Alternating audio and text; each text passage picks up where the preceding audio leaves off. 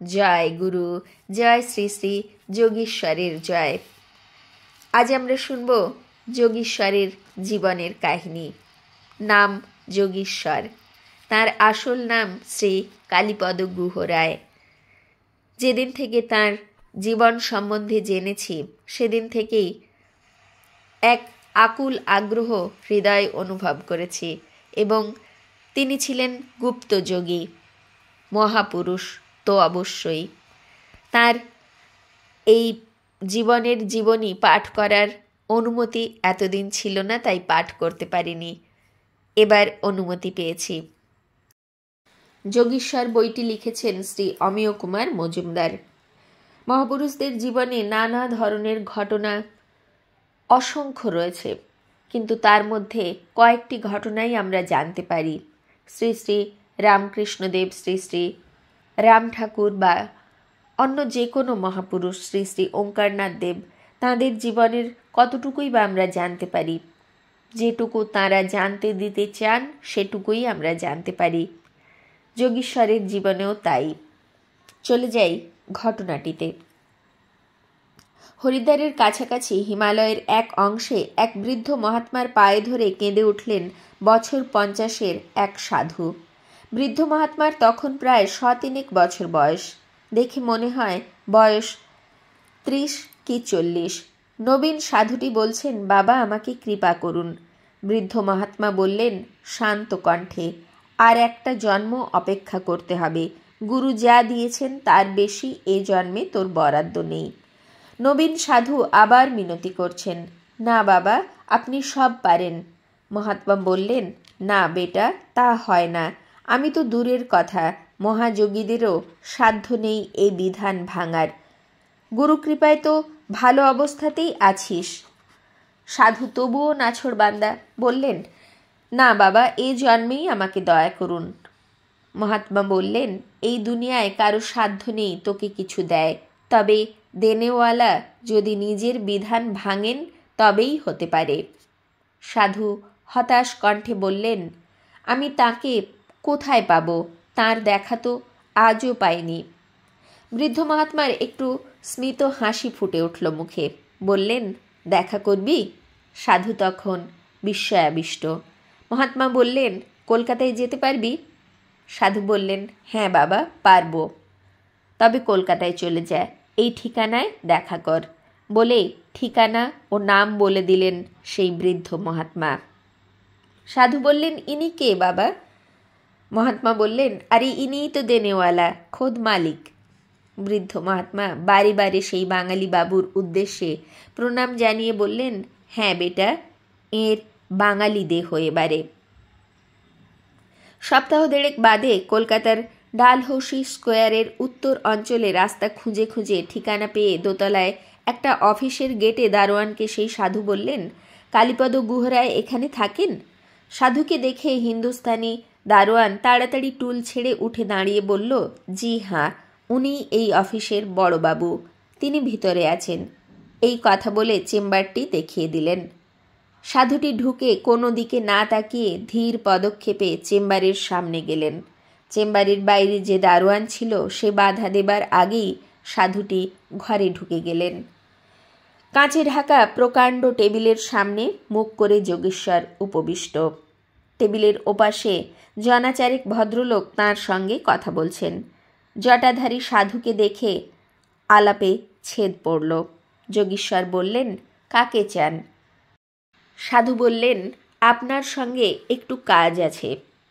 সাধুজি দেখছেন যার কাছে তিনি এসেছেন তার পরনে দামি গরদের পাঞ্জাবি, ডান দিকে বুক কাটা বোতামের ঘর, গায়ের বর্ণ অতি উজ্জ্বল গৌর, চোখে কালো রঙের মোটা ফ্রেমের চশমা, খাঁড়ার মতো নাক, ওপরের ঠোঁট একটু চাপা। কথা বলে চলেছেন আর একটার পর একটা সিগারেট খাচ্ছেন। সাধুজি তো ভ্রু কুঁচকে দেখতে লাগলেন সিগারেট খাওয়া। মিনিট 20 বাদে সবাই চলে গেলে যোগীশ্বর সাধুকে বললেন, আমার সঙ্গে কি কাজ বলুন? সাধু সেই প্রশ্নের উত্তর না দিয়ে বললেন, সিগারেট খান কেন? উত্তর হলো, এমনি, অভ্যেস হয়ে গেছে। সাধু বললেন, ভেতরে আগুন থাকলে আর বাইরের আগুনের দরকার হয় না। এই স্পর্ধিত কথার উত্তর না দিয়ে যোগীশ্বর আবার তাকে বললেন, কি কাজে আপনি এসেছেন তা তো বললেন না। একটু নিরিবিলি স্থান চাই, সাধু বললেন। কয়েকটি দরকারি কাগজপত্র সই করে তিনি বেয়ারাকে বললেন ম্যানেজার প্রমথবাবুকে ডাকতে। প্রমথবাবুকে বললেন, শরীর ভালো নেই, আজ নাও আসতে পারি আবার। হাত মুখ ধুয়ে সাধুকে নিয়ে তিনি ট্যাক্সিতে কার্জন পার্কে গেলেন। আকাশের দিকে একবার তাকিয়ে সাধুকে নিয়ে মাঠের এক ধারে বসলেন।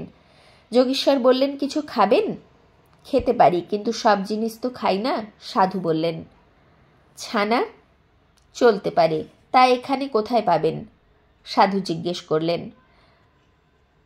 মালিশের সাজ সরঞ্জাম নিয়ে এক ছোকরা হিন্দুস্থানি কাছে এসে সেলাম ঠুকে দাঁড়ালো। যোগীশ্বর বললেন, এই ছানা কিনে আনতে পারবি? সে বলল, জি হ্যাঁ। কোত্থেকে আনবি কিনে? বউবাজার থেকে। বেশ, যাবি আর আসবি, ট্রামে করে চলে যা। 5 টাকার নোট নিয়ে সে চলে গেল। যোগীশ্বর সিগারেট টেনেই চলেছেন। সাধুজি নীরব। খানিক বাদে ছেলেটি কলার পাতায় ছানা নিয়ে এলো। তারপরে কাঁচের গ্লাসে জল নিয়ে এলো। ফেরত টাকা পয়সা যোগীশ্বরকে দিতেই উনি বললেন, ও তুই নিয়ে যা।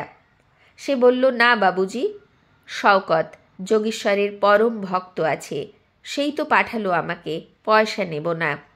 সে সেলাম করে চলে যাবার পর যোগীশ্বর বললেন, খান। সাধু হাত ধুয়ে খাবার আগে প্রশ্ন করলেন, এত পরিশ্রম করলো, ছেলেটিকে আপনি কিছু দিলেন না কেন? কি করব, ও যে নিতে চাইল না। ও না চাক, আপনার দেওয়া উচিত ছিল। যোগীশ্বর নিঃশব্দে সাধুর দিকে তাকিয়ে রইলেন। কয়েক সেকেন্ড সিগারেট টানতে ভুলে গেলেন। সাধুটি আহার শেষ করে হাত ধুয়ে আসন করে বসে যোগীশ্বরের মুখের দিকে তাকিয়েই বিস্ময়াবিষ্ট হলেন। যোগীশ্বরের চোখ মুখের ভাব তখন সম্পূর্ণ পরিবর্তিত, অন্য মানুষ যেন। সাধু চোখের দিকে তাকাতেই যোগীশ্বর ধমক দিয়ে উঠলেন, শালা। সাধু চমকে গেলেন। যোগীশ্বর বলে চললেন, শালা, যোগী পরীক্ষা করতে এসেছ? হিমালয়ের মহাযোগী তোকে পাঠিয়েছেন, তারপরও তোর প্রশ্ন? সিগারেট খান কেন? চোখে পলক পড়ে কেন? শালা যোগী পরীক্ষা করবে? কর তবে পরীক্ষা, নে শালা তোল। বলে চোখের ইঙ্গিতে একটা লোহার গোঁজ দেখিয়ে দিলেন। যুদ্ধের শেষে মিলিটারি তাঁদের তাঁবু তুলে নিয়ে চলে গেছে, পড়ে আছে একটা লোহার গোঁজ। নে এবার তোল। ধমক খেয়ে ভয়ে মন্ত্রমুগ্ধের মতো সাধু গোঁজটি হাতে তুলে নিলেন। যোগীশ্বর বললেন, নে মার চোখে, দেখ পলক পড়ে কিনা। বলে নিজের চোখে আঙুল দিয়ে দেখিয়ে দিলেন। সাধুটি তখন ভয়ে আড়ষ্ট, ধমক খেয়ে চেতনা এলো। আবার বললেন যোগীশ্বর, নে শালা মার বলছি। যন্ত্রচালিতের মতো সাধু আদেশ পালন করলেন। গোঁজের সরু দিকটা যোগীশ্বরের বাঁ চোখের তারায় ঠেকাতেই যোগীশ্বর ধমক দিয়ে উঠলেন, শালা জোরে মার, তোর গায়ে যত জোর আছে, তারপর দেখ চোখে পলক পড়ে কি না। দে জোরে ঠেলা দে শালা, আরও জোরে। কি পলক পড়ে? কি নাড়ি আছে? নে নাকের কাছে হাত আন, দেখ শালা শ্বাস আছে কি না। যোগী পরীক্ষা করতে এসেছে শালা আহম্মক। খুব কম লোকেই যার দেখা পায় সেই মহাযোগী তোকে পাঠিয়েছেন, তারপরেও সন্দেহ, তারপরেও এত প্রশ্ন। বলতে বলতে যোগীশ্বর চুপ হয়ে গেলেন, চক্ষু মুদ্রিত, দেহ প্রস্তরের মতো নিষ্পন্দ। যখন চোখ খুললেন তখন দেখলেন সাধু তাঁর পায়ের ওপর পড়ে আছেন। তার দু চোখের জলে যোগীশ্বরের পা ভিজে গেছে। তিনি সাধুর পিঠে হাত দিয়ে এবারে সদয় কণ্ঠে বললেন, এই উঠে বস। সাধু উঠে বসলেন। করজোড়ে সজল চক্ষে অবরুদ্ধ কণ্ঠে কোনো মতে বলতে পারলেন, কৃপা করুন। যোগীশ্বর বললেন, হিমালয়ের মহাত্মা নাম গোপন রাখা হলো এখানে। যখন প্রার্থনা জানিয়েছেন তখন আশীর্বাদ না করে উপায় আছে? আসন করে বস, নাভিটা দেখি। বলে ডান পা প্রসারিত করে বুড়ো আঙুল দিয়ে সাধুর নাভি স্পর্শ করলেন। যোগীশ্বর অদৃশ্যের কাউকে লক্ষ্য করে বললেন, এটার ওপর নজর রেখো। সমাধি ভাঙতে সেই ব্রাহ্ম মুহূর্ত, তখন হিমালয়ে রেখে এসো। জেগে হয়তো আমাকে না দেখার জন্যে কান্নাকাটি করবে, তখন ব্যাটাকে বলো 1 বছর পরে আবার আমার দেখা পাবে। সূর্য অস্ত যাচ্ছে। যোগীশ্বর উঠে দাঁড়ালেন। কার্জন পার্কে সাধুকে রেখে একবার আকাশের দিকে তাকিয়ে সিগারেট ধরিয়ে বেরিয়ে এলেন। এই হল যোগীশ্বরের করুণাময় রূপের একটি উদাহরণ। যোগীশ্বরের জীবনের আরও ঘটনা পাঠ করে নিশ্চয়ই শোনাবো আপনাদের। আমি যখন পাঠ করেছি তখন বারবার অবাক হয়ে গেছি যে একজন সাধারণ বেশে সাধারণ মানুষ হয়ে যিনি রয়েছেন, সবার মাঝে একই রকম হাত পা চোখ কান নাক, সাধারণ কাজ, সিগারেট খান, সেই মানুষ যে মহাপুরুষ তা তিনি না জানিয়ে দিলে, শ্রী গুরুদেব না জানিয়ে দিলে, কেউ না বলে দিলে কেউ বুঝতেও পারে না।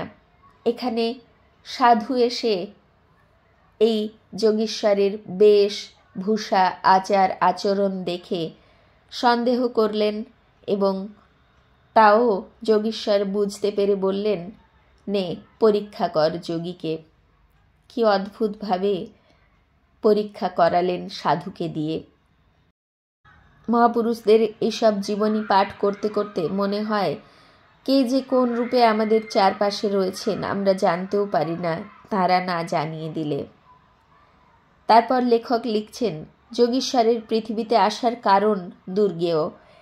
এজন্যে বলছি, প্রশান্ত মহাসাগর বা আটলান্টিক মহাসাগরের ইচ্ছে কি আছে তা কি আমরা জানতে পারি?